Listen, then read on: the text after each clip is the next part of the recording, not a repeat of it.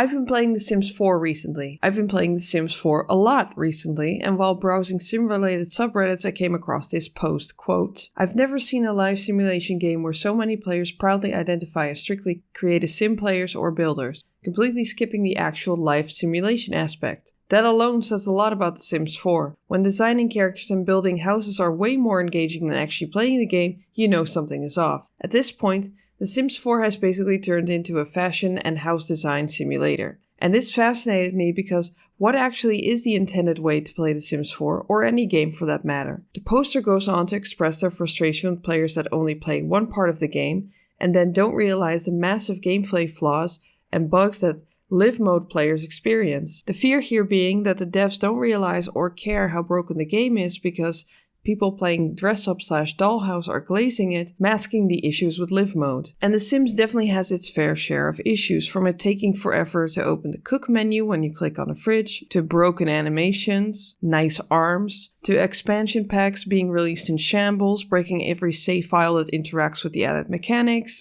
for rent. Also, I just realized how awkward it is to say The Sims 4 for rent. So what is intended play? Does it mean that I need to experience everything a game has to offer, or am I free to decide how to play the game within the boundaries that the devs have set for me? Especially in a game like The Sims, which seems to be all about creativity. Is any aspect of the game optional, or am I just playing wrong if I skip certain things? Other genres also have optional elements. In Fallout 4, building settlements is a major feature. I hate interacting with it because I'm trying to find my missing son Sean, and stopping to build a village for random people breaks my immersion in the story, so I try to avoid it as much as I can. Does this mean I haven't experienced Fallout 4? I would be annoyed if the game forced me to play with the settlements more, or if obvious flaws in the aspects of the game that I do enjoy go unfixed because the settlements are eating up dev time. But is EA neglecting live mode because so many players only build the dollhouse or dress the dolls without actually playing with them? The Sims 4 has 3 main modes: create a sim, build mode, and live mode. You can make a sim, build their house, play their life. Or you can pick a pre-made sim from the game itself or the community gallery and play their life. Or you can just focus on building stuff. The latest Sims 4 DLC pack, of which there are approximately 956,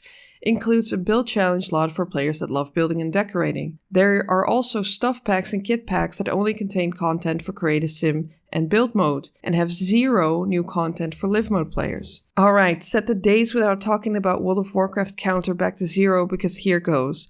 If I only do PvP in World of Warcraft, or if I only collect transmog and mounts, I'm still playing World of Warcraft. Sure, there's an issue if I loudly announce that the entire game is fine while never interacting with raiding, for instance, but I'm still playing the game as the devs intended. The Sims devs intended for building and creating sims to be a part of the game as well. While playing with a sim or a household, you can switch between build and live mode whenever you want. Will Wright, the creator of the series, got inspired to make a virtual dollhouse game after he lost his house and all of his belongings in the Oakland firestorm of 1991. It was only when Wright decided to add virtual dolls living in the house that the game's focus shifted from just building and developing houses to time and needs management. But Wright's opinion and intention about what the game means isn't very relevant to the intended way to play it, death of the author and all that. Besides, it's not like EA even care about his opinion. He once said that The Sims was a commentary on consumer culture, which based on EA's aggressive monetization schemes, they don't seem to care about at all. I hope you're hungry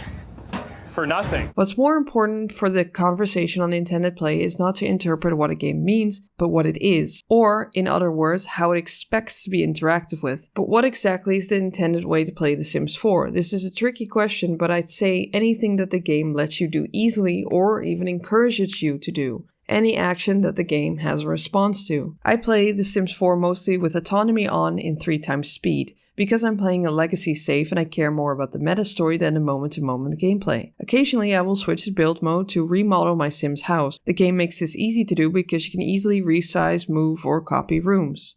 Even cheats are built in to be easily accessible, meaning that the devs expect and want you to use them. The Sims has always been a game of possibilities and creativity. Some people enjoy playing rags to riches, which if you follow that challenge to a T, also requires you to use a cheat to set your money to 1800. Other people like giving their Sims millions of simoleons instantly to build a dream mansion, or they don't even enter live mode and build that mansion to go into their neighborhoods or to share on the community gallery. The Sims is a unique series in gaming because there aren't many games like it. For other games, the intended play might be more obvious because there's a whole genre of games to draw from. The Sims has been lonely at the middle for a long time, but now a lot of other life simulation games are in development. Inzo has even gone into early access, and it's impressive how a $40/euro game can include features and mechanics that The Sims didn't even have until like 4 expansion packs in. Inzo follows a similar gameplay model. You make a character, build a house on an empty lot or move into an existing home,